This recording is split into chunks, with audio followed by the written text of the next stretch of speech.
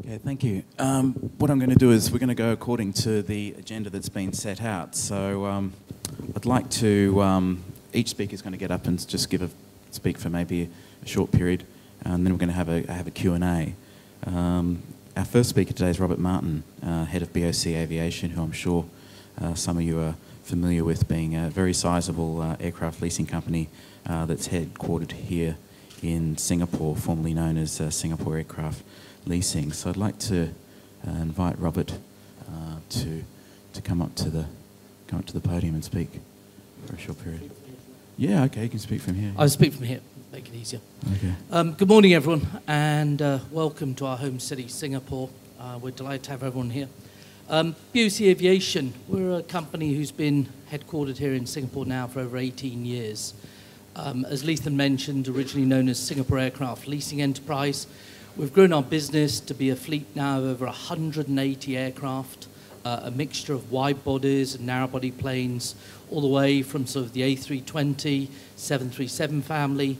Most recently as well, we've added the Embraer E190 family to our fleet, up through 777s and A330s to as large as 747-400 freighters in the fleet. So a pretty good sort of wide array of aircraft that are used globally. Our customer base is a global customer base. We have aircraft in all continents of the world. And what is crucial to a leasing company is to be able to access the financial markets at all points in the cycle. And probably the best example I can give of this was back in December 2008, when the financial world was falling around the ears of most investment bankers. Lehman Brothers had filed for bankruptcy, and fuel prices had spiked upwards and then downwards, and there was a big crisis in the industry.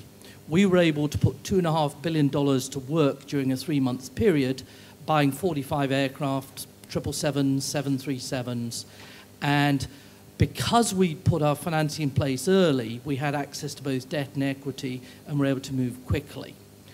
In the leasing business, most leasing companies go bankrupt, not because they have problems on the asset side of their balance sheet. Anyone can lease an aircraft. The difficulty always comes with the liability side of the balance sheet and be able to manage your financing. And so this is something we spend a tremendous amount of time on and look at what's going on in the markets. So let me just talk you through a little about what I see going on in the markets at the moment. I think most people sort of read newspapers and look at the internet. You know that we've been through a European banking issue over the last year, which of course was on top of the 2008-2009 crisis we saw, which was more US focused. The real issues over the last year and going forwards is access to US dollars, and I'm sure Nicolas, being a European banker, will talk a little to this point when he speaks. But the key thing is the European banks used to be a major source of aircraft financing globally, whether it be in Asia, Europe, or the US, okay? That has changed. They're not such a large financier now. But the good news is, particularly over the last year or so, we've seen a lot of Asian institutions become very active in this marketplace, and during the Q&A later I'll talk a little as to what we've seen going on. But we've been very pleasantly surprised by the wide array of Asian institutions from all over Asia that have got involved in this business. The second thing is we've also seen the bond market begin to evolve here in Asia, and particularly here in Singapore. We alone over the last 12 months have done 4 different issues into the Singapore dollar bond market to raise money. The private banking market here has developed very well now for this market, and it's become a very good source of alternative liquidity to the banking market. And we believe that the future of Asian aviation financing is eventually going to be in the bond markets. Okay, this is the way the US capital markets have already evolved. This is what we believe is going to happen in Asia. And it's at time. You think of the boom we've seen in private banking across not only Singapore, but other Asian money centers as well. Also the increase as well in Sharia-style financing in some of the Muslim areas of Asia as well. All of this is going to combine together in the future to create a good market. The challenge for the next couple of years is, whilst we have a fairly stable financing market, the demand for money for new aircraft is going up significantly. By our estimation, we believe between 2011 and 2013 alone, the demand for money for new aircraft from manufacturers goes up 42%. This is the challenge. If it was flat production, basically, we think the market would cope with no problems. But going forwards, we need to work out how these new planes are going to get financed and how the planes that are going to leave the airlines' fleets, used aircraft, are also going to get financed. That is also the other big issue. Now, the other two areas of financing that most people don't focus on, first of all, export credit financing, and I'll leave that to Nicolas to talk about. He's an expert in that area. And finally, the lender of last resort is the manufacturers themselves. If there is no other financing available, planes are not scrapped on the production line. They get financed by either Boeing Capital or Airbus Financial or one of the equivalents at the smaller manufacturers around the world. And so they become the lender of last resort. So the key question is, how deep are all of their pockets? So I'll leave it at that. Thanks very much, Robert. There's quite a lot for us to discuss in the Q&A. I just would like, Nicolas is basically head of structured finance for BNP Paribas, a huge French banking financial institution, obviously has very good relationships with the manufacturers. And of course, anybody wanting to sell aircraft to an airline in Asia has to speak to someone like Nicolas. So I'd like Nicolas to just give us a little discussion. Thank you, Leithen. So I'm heading the aviation finance group for Asia Pacific based in Singapore here. BNP Paribas has been involved in financing aircraft for 35 years. So we've been in this business for very, very long. Went through several cycles in the industry, had to repossess at least, I would say, 70 aircraft during those 30 years and try to get rid of them to repay our loans. So we've been through up and downs. And as of today, we have a portfolio of loans to airline and leasing companies, such as the one Robert is managing, of around $15 billion US, which corresponds to the financing of slightly more 1,000 aircraft. We obviously don't finance all of those aircraft, but we're involved in the financing of 1,015 aircraft today. So we're coming indeed from a dominant position in this market, and as David and Robert mentioned, our market for aircraft financing is changing very fast. The European banking market, mostly French and German banks, has been dominating this aviation finance scene for at least the last 10 years. Now we have publicized issues with our governments in Europe, and this is affecting the way European banks can be active in this market. So what we are witnessing today is a quite dramatic change to the geographical weight of each region in terms of who is going to finance those 100 billion of aircraft this year. As Robert mentioned, Asian financial institutions are becoming much more active. We're seeing also something which is quite interesting, some US-based financial institutions coming back and being very active. The main reason is just that they are sitting on a lot of dollars. There is liquidity, there is US dollar, but it's not in Europe anymore, it's in the US.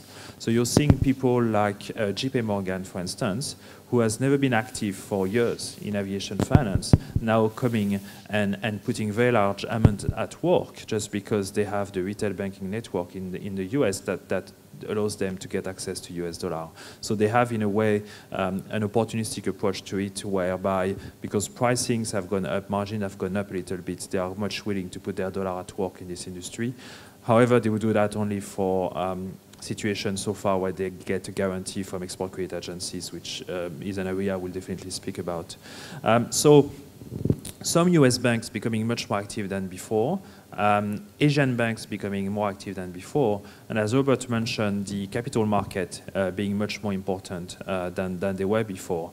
And really, it's all about bank disintermediation, whereby our role now as a bank, and BNP Paribas clearly has a role to play there and wants to play a role, is much more than using our balance sheet as we were doing it in the past to give access to our clients to the capital market and to allow them to structure bonds. And here again we're coming to the challenge, and Airbus and Boeing over the last 1 year have been requested to come up with a plan, and I've been asked, how are you going to make sure your clients can finance those aircraft?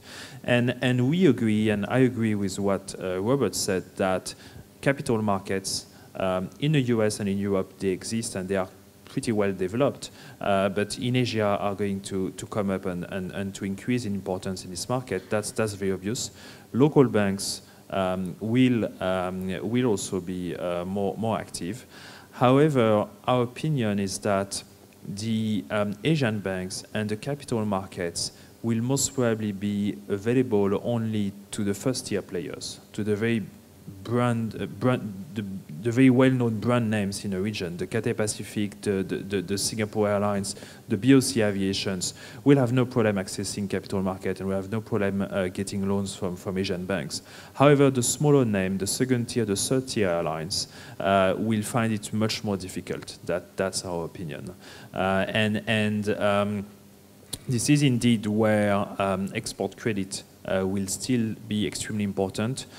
Today, export credit probably represents around 30% of new deliveries for Airbus and Boeing. Leasing companies, those airlines who cannot own an aircraft, cannot finance it, will have no choice but to lease it to some people like Robert. But we believe these second-tier, third-tier airlines will that's where the tension will be in the market.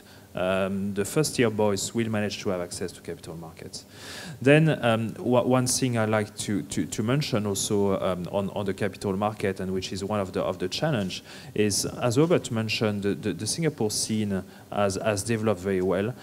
It is a deeper and deeper market every day, but it still doesn't compare to the US and Europe, obviously.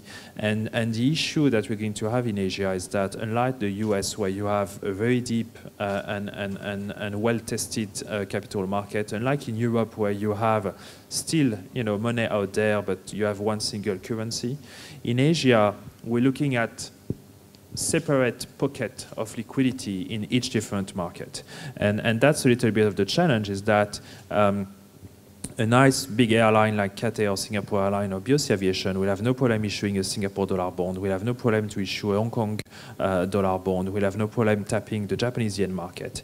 But every time this is a different structure, a different legal environment, a different pool of investors. And so it's while those markets will develop and are there, it will take more effort to reach out to those markets, and it will take a little bit more cost in legal expenses or fees to really take the full advantage of those markets.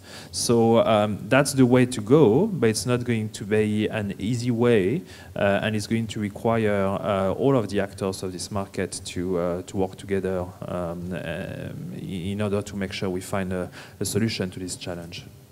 Thank you, Nicolas. I was just wanting to continue the conversation just by focusing on the export credit agencies. Like in the last financial crisis, 2008, ECA financing was really crucial to the airlines. So what do you see happening with ECA financing? Is it going to hold up? Well, there are various forces at work there.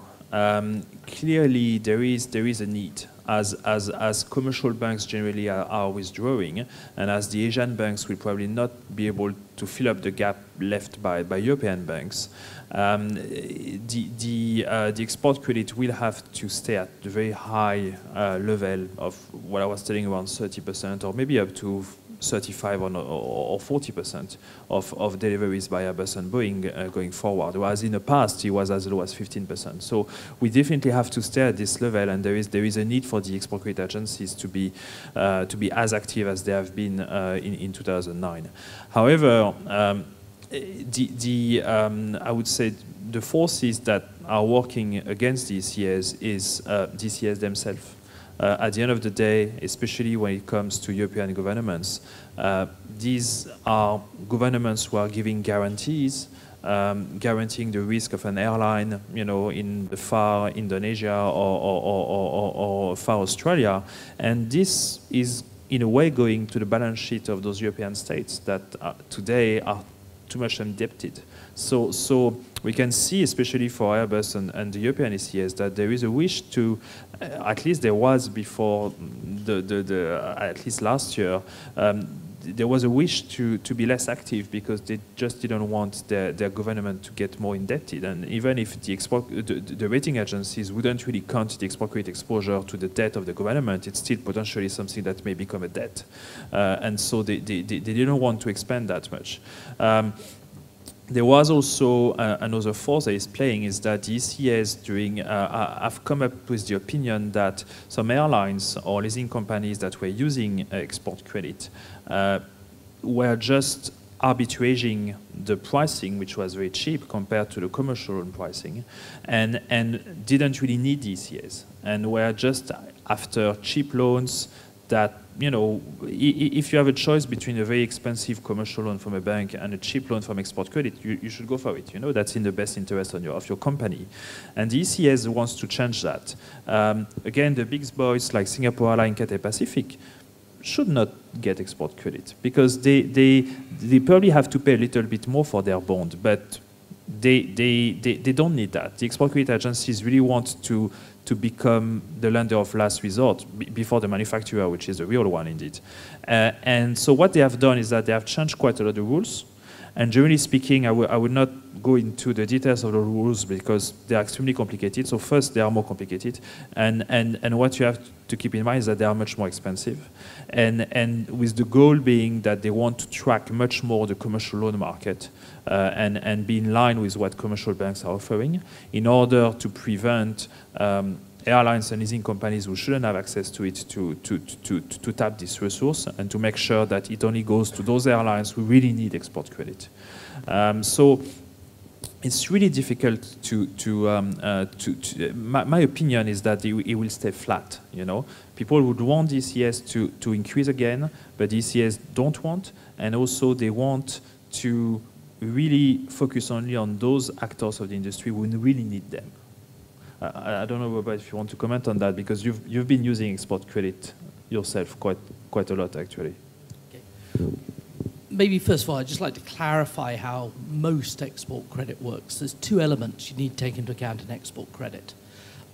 Most of the export credit facilities that are given are guaranteed by the export credit agencies, meaning they give a guarantee, but the actual funding still comes from a bank. So over time, the main players in that market in the European Export Credit Agency deals have been European banks. In the case of US, it's been mainly US banks, but with some Asian banks playing. We've seen this year some Asian banks begin to appear now doing export credit guaranteed facilities. There are two entirely independent things that are going on at the moment. The first one is, as Nicolas correctly mentioned, the export credit guarantees themselves.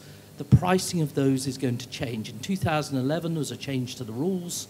There's a grandfathering period that goes through most of last year and this year, but by 2013, the cost of the export credit guarantee will at least double for the best risks in the market, and for the greater risks could even triple. Okay? So that's the first effect. The second effect then is the cost of the underlying funding from the bank. That is also increasing. So there's a double whammy on anyone who wants to use export credit. And I'll let Nicolas maybe give estimates of pricing because he's more attuned with that.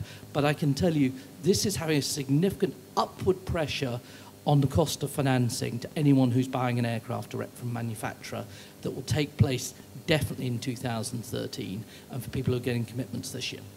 There is then another element. This stuff is not unlimited. All governments have budgets, okay? And so at some point, we're going to hit a point at which the governments of the countries giving the export credit guarantees are going to say, enough's enough.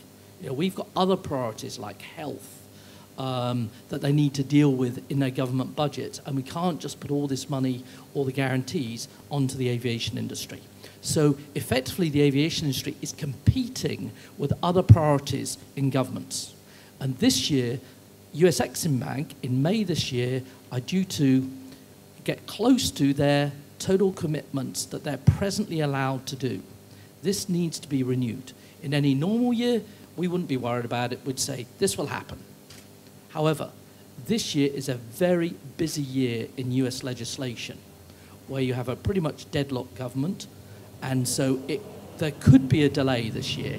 If there is, there could be a knock-on effect for our industry that we need to be prepared for. And that's something that certainly we're watching very carefully at the moment. You could, at one point you could say, well, yeah, it's unlikely that there would be a delay because it's the US government. But we've already seen there be a delay with the US government on other things, like the US FAA lost their funding for quite a few months because of a delay. So yeah, it is something that could happen. Yeah. You can be sure the US exporters, not just in the aviation industry, but also people like Caterpillar as well, GE, they're going to be very concerned about this issue. And I'm sure there's lots of lobbying going on in Washington as we speak. Because of concerns about financing, are we seeing the airlines maybe trying, if you've got a delivery slot that's in a good position, are we seeing airlines maybe increasing their activity in terms of selling their delivery slots or wanting to do sale leasebacks? Okay, we see two separate things going on. We've definitely seen planes coming out of European carriers competing with us here in Asia, where there was a bubble of aircraft orders back in 2007, where most of those deliveries have started occurring in 2010, 2011, 2012. We're getting towards the peak of that bubble of deliveries, and certainly now some of those carriers realize they have excess deliveries and they're leasing them out in competition with ourselves. In terms of selling delivery positions outright, we haven't seen that yet. Most people are going down the leasing route rather than outright sale. So they're able to fund the pre-delivery payments okay if they're going to hold on to their slots? So far, somebody is funding their pre-delivery payments, whether that be the airline, the banks, or the manufacturers agreeing to a slowdown of delivery payments. We don't know in all cases, but certainly the pre-delivery financing, that's an area that's under pressure. And as we see the number of wide bodies increase coming through the delivery stream, which we will do over the next 2 years with 787s delivering, the A380s production going up, as the 350s come online, there's going to be a large demand for pre-delivery financing coming out of a number of carriers, particularly here in Asia. Yeah, I agree that this area is one where we do see some tensions as well, and maybe just to explain to everyone what pre-delivery payment means is that theoretically when Airbus and Boeing would sell an aircraft to an airline, they would ask for the airline to pay maybe 25 to 30% of the aircraft price before delivery, and some airlines would choose to use their cash. Some others would choose to raise money from banks to do that. And I agree that today we see very little activity on the pre-delivery payment financing side. So there must be something happening there. And it would be either airlines using their cash because they believe that it's too expensive to raise money for this particular piece of financing, or the manufacturers being more accommodative on those payments. Nicolas, I always wondered, with the pre-delivery payments, when a financial institution decides to lend money for pre-delivery payments, the airline doesn't have an asset, it doesn't have an aircraft yet, so what have you got to back up? That's the issue indeed. Basically, the only security that the airline can give is to assign the purchase agreement. And so basically they would give the right to the bank to benefit from the purchase agreement, meaning that in a default scenario, what would have happened is that we would have paid 30% to Boeing, and we would just have the right to put another 70% on the table to get the aircraft. And that is of little value to many banks, actually, to be honest, especially in a situation where the value of slots have decreased. I mean, we have a little bit of an issue in this industry that maybe we can speak about, which is the production rates, especially from the European manufacturer.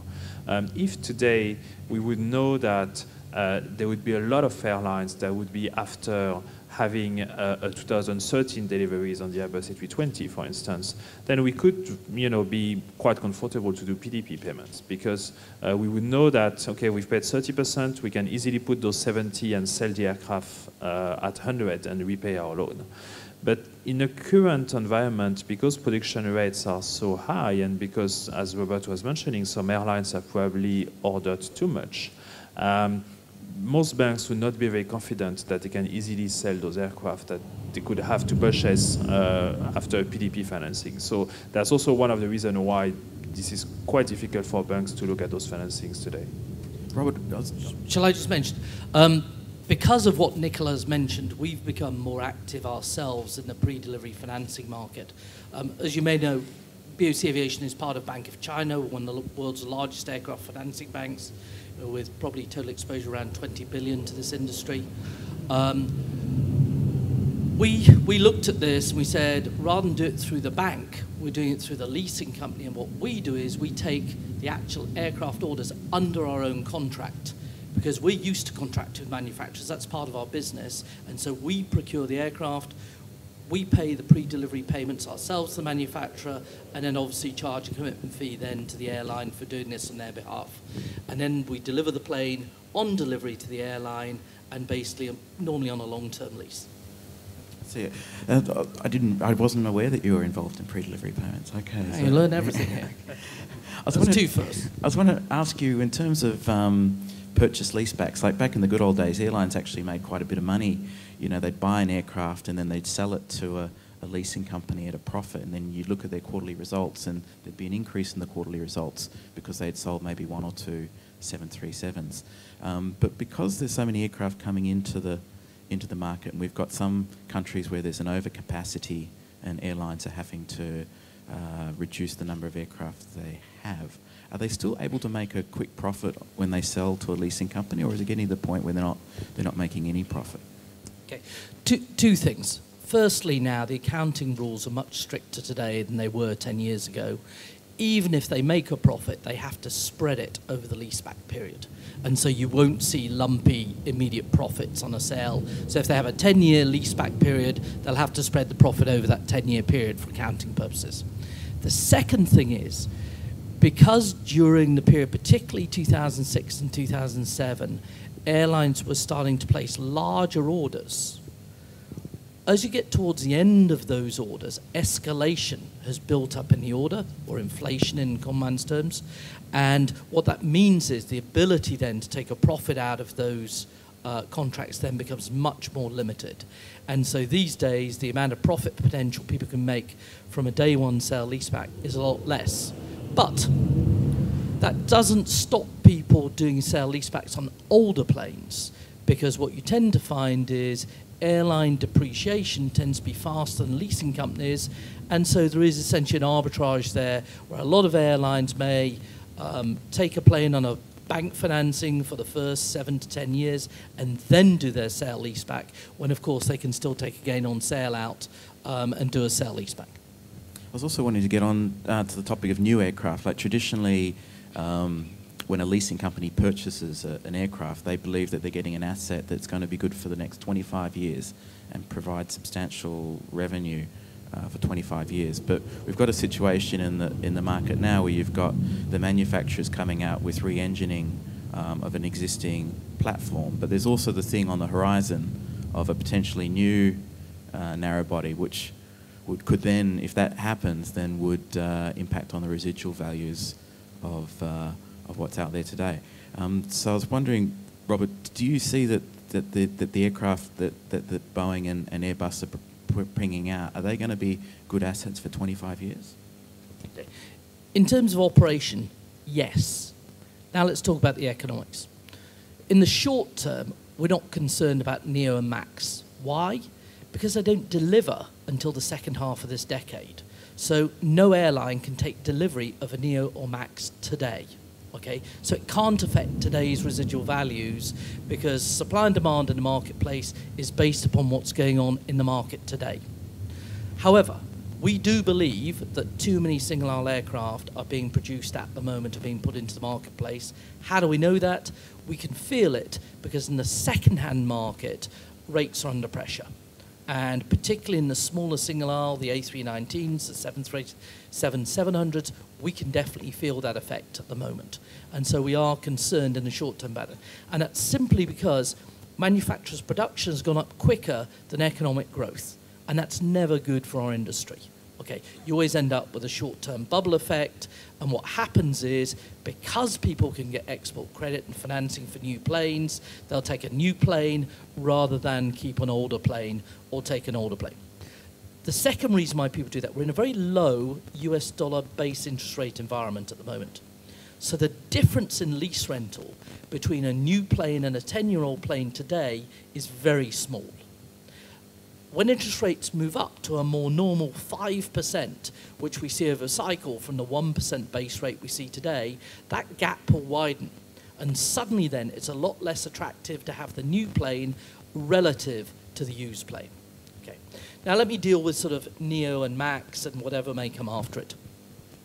When we look at this, the crucial time is going to be when you've built up a significant number of Neos or Maxes in the actual global airline fleet. Neo will deliver 2015, Max I think will deliver in 2017, so by the time we've built up a critical mass in the global fleet, it's going to take at least 5 years of production. So that is probably then when we'll feel the residual value effects. And it's generally we look to when is the first downturn after the new plane's been introduced. And that's crystal ball gazing, but realistically, it's going to be towards the end of this decade. Nicolas, I was wondering if we could get you to also talk a little bit about where you see residual values going for the A320, 737, and also because you're so heavily involved with ATR, the turboprop market as well. Yeah, I mean, I totally agree with Robert that Neo and Max will not have any immediate effect on residual values of the existing fleet. And what has a lot of effect on it is the production rates that are too high compared to the need of airlines, just because these programs today are the cash cows of Boeing and Airbus, and they need the cash to come in order to develop their wide-body programs that are still not cash flow positive. So that's really what's happening there. And another driver also for this is the fuel cost, basically.